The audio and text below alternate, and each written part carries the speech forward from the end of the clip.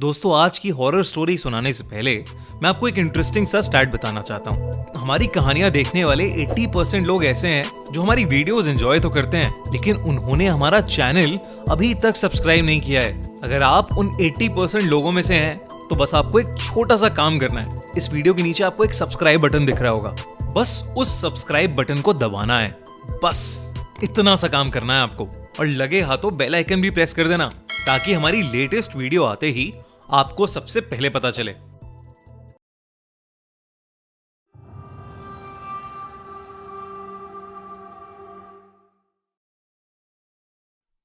लंबी डहर माइंस। ये कहानी अली नाम के एक टूर गाइड और उसके असिस्टेंट दीपक के साथ 2016 में घटी एक सच्ची कहानी पर बेस्ड है। अली को बचपन से ही घूमने और कहानियां सुनाने का बहुत शौक था, जिसके चलते वो एक टूर गाइड बन गया। अली हमेशा अपने टूरिस्ट के ग्रुप को नई नई छुपी हुई जगहें लेकर जाता था, और टूरिस्ट भी उसकी कंपनी बहुत एंजॉय करते थे। ऐसी ही एक छुपी हुई जगह ढूंढते हुए अली अपने असिस्टेंट दीपक के साथ मसूरी के पहाड़ों में पहुंच गया, और उन पहाड़ों में थी इंडिया की सबसे हॉन्टेड जगहों में से एक, लंबी डहर माइंस। अली ने डिसाइड किया कि वो इस जगह को खुद एक्सप्लोर करेगा और फिर अपने टूरिस्ट को भी एक हॉन्टेड टूर पर ले जाकर उन्हें कुछ नया और अलग एक्सपीरियंस देगा। दोनों तरफ से पहाड़ों और जंगलों से घिरी हुई लंबी डहर माइंस जितनी सुंदर थी, उससे जुड़े किस्से उतने ही डरावने थे। कई लोगों ने उसे बताया कि माइंस का इलाका सच में भूतिया है। लंबी डहर माइंस को ब्रिटिशर्स ने बनवाया था, और वहां लाइमस्टोन माइनिंग होती थी। ब्रिटिशर्स माइन वर्कर्स को बहुत बुरी तरह ट्रीट करते थे, और वहां काम करने की कंडीशंस बहुत ही अनसेफ थी। 1947 में अंग्रेज तो चले गए, लेकिन इन माइन वर्कर्स का एक्सप्लॉयटेशन, उनका शोषण खत्म नहीं हुआ। धीरे धीरे वहां काम कर रहे वर्कर्स को लंग इन्फेक्शंस होने लगे। वर्कर्स की तबीयत खराब रहती थी और वो पूरे दिन खांसते रहते थे, लेकिन फिर भी उनसे दिन रात काम करवाया जाता था। इसी वजह से 1990s तक करीब 50,000 वर्कर्स और उनके परिवार वालों की मौत हो गई। इतनी सारी डेथ्स के बाद गवर्नमेंट ने फाइनली इन माइंस को हमेशा हमेशा के लिए बंद कर दिया। लेकिन बंद होने के बावजूद लोगों को उन माइंस के आसपास से दर्द में किसी के चीखने, चिल्लाने और खांसने की आवाजें आती हैं। और तो और, जब से ये माइंस बंद हुई, तब से यहाँ कार एक्सीडेंट्स भी बहुत ज्यादा बढ़ने लगे। कहते हैं कि तब से जब भी कोई उन माइंस के पास जाता है, या तो वो पागल हो जाता है या अपनी जान खो बैठता है। धीरे धीरे लोग मानने लगे कि वहां आज भी 50,000 वर्कर्स की आत्माएं कैद हैं, और तभी से इस जगह को इंडिया की सबसे हॉन्टेड जगहों में से एक माना जाता है। लेकिन अली इन सब बातों में नहीं मानता था। उसे तो बस इस जगह की कहानी में दिलचस्पी थी।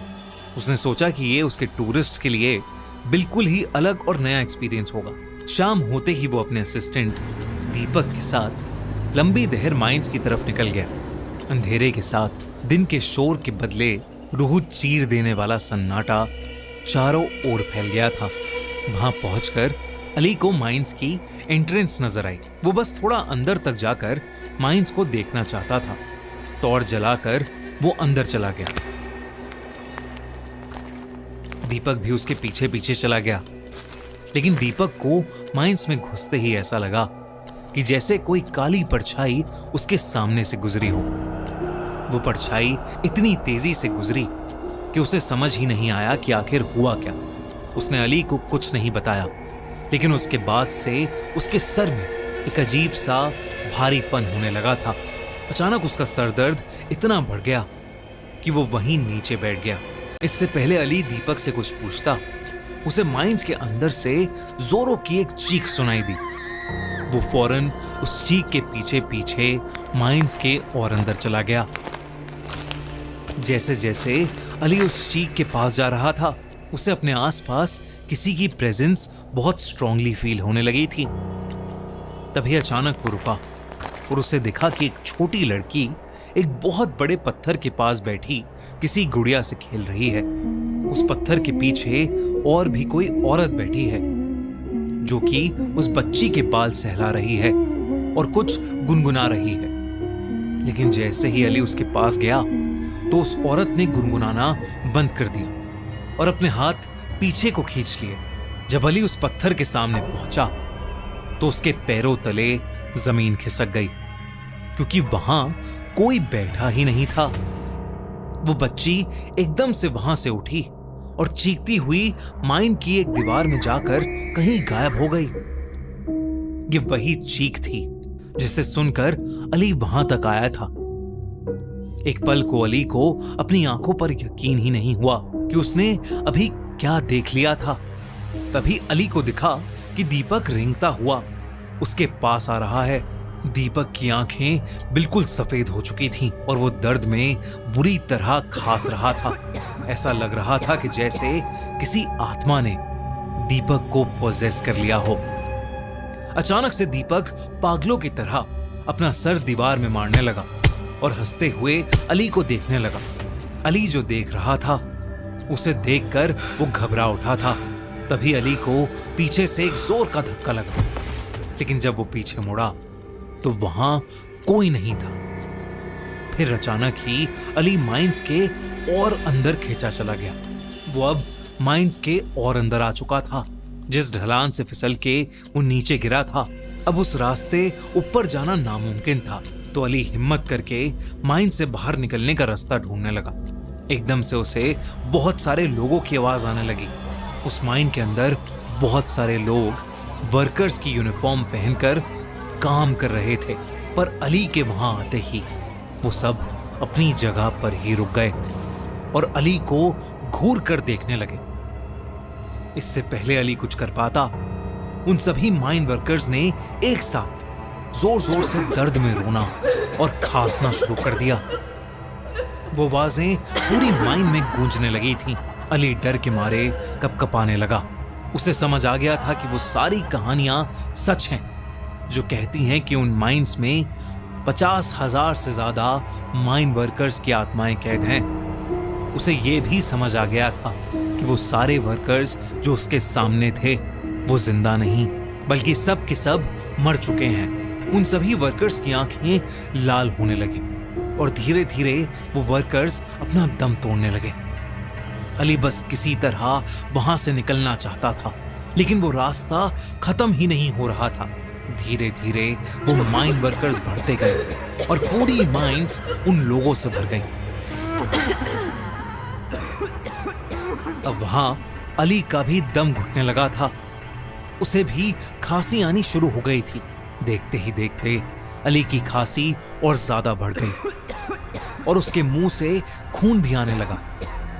माइंस में मौजूद वो सभी वर्कर्स धीरे धीरे अली के करीब आने लगे। अली जोर जोर से मदद की पुकार करता गया। वो अपनी पूरी जान लगाकर सिर्फ चिल्लाता रहा और चिल्लाते चिल्लाते वो बेहोश हो गया। अली की आंख अगले दिन एक हॉस्पिटल में खुली।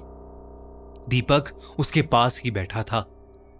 उसने कहा कि उसके सर में अचानक से बहुत तेज दर्द शुरू हो गया था और इसीलिए वो माइन से बाहर निकल गया था। बाहर जाते ही उसका दर्द ठीक हो गया और वो बाहर ही बैठा अली का इंतजार करने लगा। लेकिन जब अली बहुत देर तक वापस नहीं आया तो दीपक 2-3 लोकल्स को लेकर माइंस के अंदर चला गया और उसे माइंस के अंदर एक कोने में अली बेहोश पड़ा मिला। अली ने अपने साथ हुआ पूरा किस्सा जब दीपक को बताया तो दीपक के होश उड़ गए। उन दोनों ने उस दिन तय कर लिया कि वो फिर कभी लंबी दहर माइंस नहीं जाएंगे। दोस्तों, अगर आपको हमारी ये कहानी अच्छी लगी तो आपको हमारा horror story teller Akshay Vashishtha के साथ किया हुआ लेटेस्ट पॉडकास्ट बहुत पसंद आएगा। अक्षय ने हमें बहुत ही क्रेजी हॉरर स्टोरी सुनाई हैं। दिल्ली के सेक्टर द्वारका सेक्टर 9 से काले जादू के दिल दहला देने वाले किस्से। तो एंड स्क्रीन पर जल्दी से क्लिक करो और देखो हमारा हॉरर पॉडकास्ट आंखों देखी। और अगर आपको ये वीडियो अच्छी लगी तो हमारा चैनल खूनी मंडे सब्सक्राइब करना बिल्कुल मत भूलना।